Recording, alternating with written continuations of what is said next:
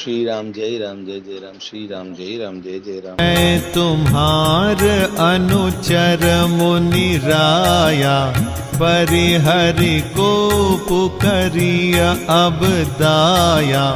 टूट चाप नहीं जुरी रिसाने, बैठिय होई पाय पिराने। जो अति प्रिय तो करिय उपाय, जोरिय को बड़ गुनी बोलाई। बोलत लखन ही जनक डेराही, मष्ट करहु अनुचित भल नाही। थर थर कांपहि पुर नर नारी, छोट कुमार खोट बड़ भारी। भृगुपति सुनि सुनि निर्भय बानी, रिस तन जरई होई बलहानी। बोले राम ही देई निहोरा, बचाऊं बिचारी बंधु लघु तोरा। मनु मलीन तनु सुंदर कैसे, विष रस भरा कनक घटु जैसे। सुनि लक्ष्मण बिहसे बहुरी, नयन तरे रे राम।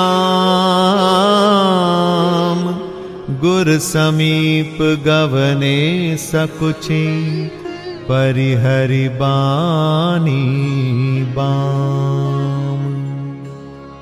हे मुनिराज, मैं आपका दास हूं। अब क्रोध त्याग कर दया कीजिए। टूटा हुआ धनुष क्रोध करने से जुड़ नहीं जाएगा। खड़े खड़े पैर दुखने लगे होंगे, बैठ जाइए। यदि धनुष अत्यंत ही प्रिय हो तो कोई उपाय किया जाए और किसी बड़े गुणी अर्थात कारीगर को बुलाकर जुड़वा दिया जाए। लक्ष्मण जी के बोलने से जनक जी डर जाते हैं और कहते हैं, बस चुप रहिए, अनुचित बोलना अच्छा नहीं। जनकपुर के स्त्री पुरुष थर थर कांप रहे हैं। छोटा कुमार बड़ा ही खोटा है, सब मन ही मन कह रहे थे। लक्ष्मण जी की निर्भय वाणी सुन सुनकर परशुराम जी का शरीर क्रोध से जला जा रहा है और उनके बल की हानि हो रही है, अर्थात उनका बल घट रहा है। तब श्री रामचंद्र जी पर एहसान जताकर परशुराम जी बोले, तेरा छोटा भाई समझकर मैं इसे बचा रहा हूं। ये मन का मैला और शरीर का कैसा सुंदर है, जैसे विष के रस से भरा हुआ सोने का घड़ा। ये सुनकर लक्ष्मण जी फिर हंसे। तब श्री रामचंद्र जी ने तिरछी नजर से उनकी ओर देखा, जिससे लक्ष्मण जी सकुचाकर विपरीत बोलना छोड़कर गुरु जी के पास चले गए। अति विनीत मृदु शीतल बानी, बोले राम जोरी जुग पानी। सुनहु नाथ तुम सहज सुजाना, बालक बचन करिय नहीं काना। बर रे बालक एक सुभाव, इन्हि न संत विदुषहि काऊ। तेहि नाही कछु काज बिगारा, अपराधी मैं नाथ तुम्हारा। कृपा कोप बधु बंधब गोसाई, मोह पर करिय दास की नाई। कहिय बेगी जेहि विधि रिस जाई, मुनि नायक सोई करो उपाय। कहा मुनि राम जाई रिस कैसे, अजहु अनुज तव चितव अनैसे। एहि के कंठ कुठारु न दीन्हा, तो मैं काह कोप करि कीन्हा। गर्भ स्रवहि अवनि परवनि, सुनि कुठार गति घोर। परसु अछत देखौ जियत, बैरी भूप किशोर। श्री रामचंद्र जी दोनों हाथ जोड़कर अत्यंत विनय के साथ कोमल और शीतल वाणी में बोले, हे नाथ सुनिए, आप तो स्वभाव से ही सुजान हैं।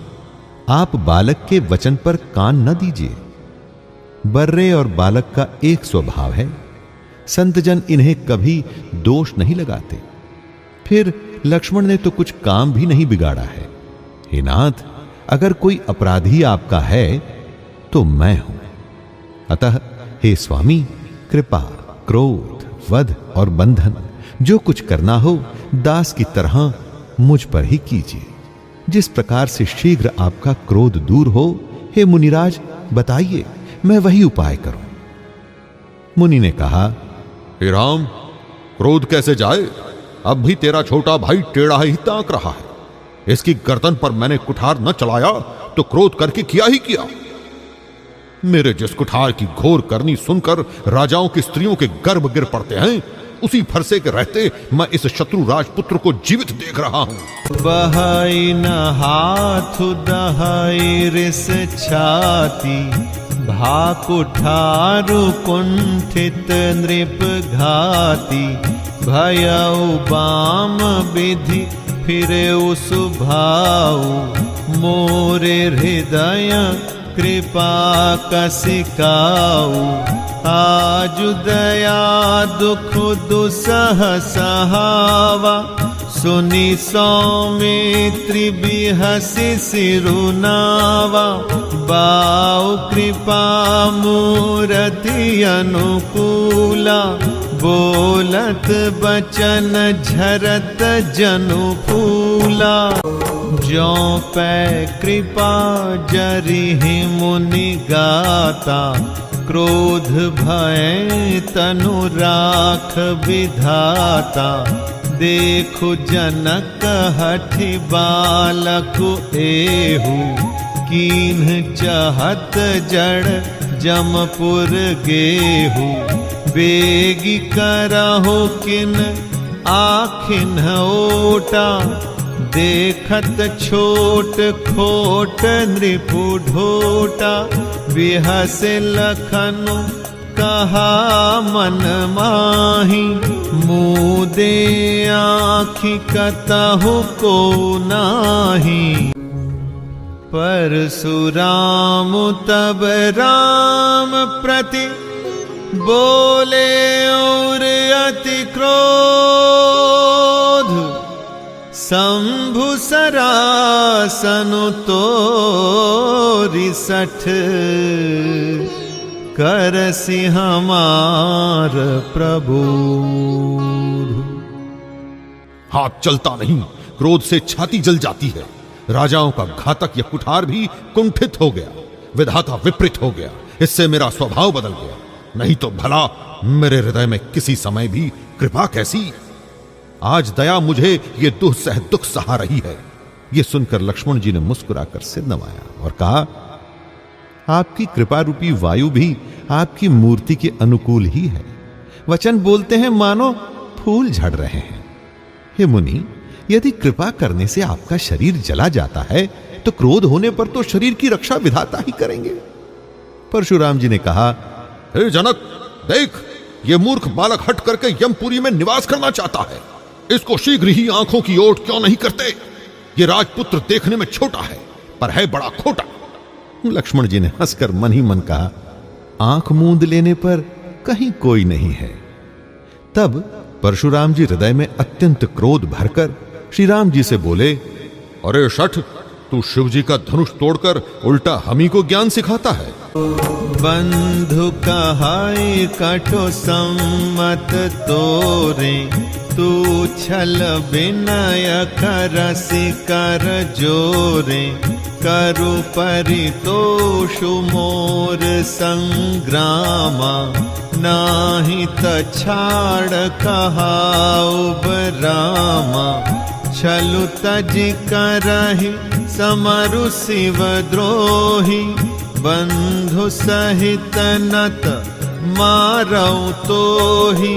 भृगुपति बकाहि कुठार उठाए, मन मुसुकाहि राम सिर नाए। गुनहल खन कर हम पर रोषु, कतहु सुधाई हुते बड़ दोषु। टेढ़ जानि सब बंदई काहू, वक्र चंद्र महि ग्रसई न राहु। राम कहे उरिस तजिय मुनीसा, कर कुठारु आगे यह सीसा। जेहि रिस जाय करिय सोई स्वामी, मोहि जानिय आपन अनुगामी। प्रभु ही सेवक ही समरु कस, तजहु बेप्र बर रोसु। बेशु बिलोके कहे से, कछु बालकहु नहीं दोष। तेरा ये भाई तेरी ही सम्मति से कटु वचन बोलता है और तू छल से हाथ जोड़कर विनय करता है। या तो युद्ध में मेरा संतोष कर, नहीं तो राम कहलाना छोड़ दे। अरे शिवद्रोही, छल त्याग कर मुझसे युद्ध कर, नहीं तो भाई सहित तुझे भी मार डालूंगा। इस प्रकार परशुराम जी कुठार उठाए बक रहे हैं और श्री रामचंद्र जी सिर झुकाए मन ही मन मुस्कुरा रहे हैं। श्री रामचंद्र जी ने मन ही मन कहा, दोष तो लक्ष्मण का और क्रोध मुझ पर करते हैं। कहीं कहीं सीधेपन में भी बड़ा दोष होता है। टेढ़ा जानकर सब लोग किसी की भी वंदना करते हैं। टेढ़े चंद्रमा को राहु भी नहीं ग्रसता। श्री रामचंद्र जी ने प्रकट कहा, हे मुनीश्वर, क्रोध छोड़िए। आपके हाथ में कुठार है और मेरा ये सिर आगे है। जिस प्रकार आपका क्रोध जाए, हे स्वामी, वही कीजिए। मुझे अपना अनुचर जानिए। स्वामी और सेवक में युद्ध कैसा? हे ब्राह्मण श्रेष्ठ, क्रोध का त्याग कीजिए। आपका वेश देखकर ही बालक ने कुछ कह डाला था। वास्तव में उसका भी कोई दोष नहीं।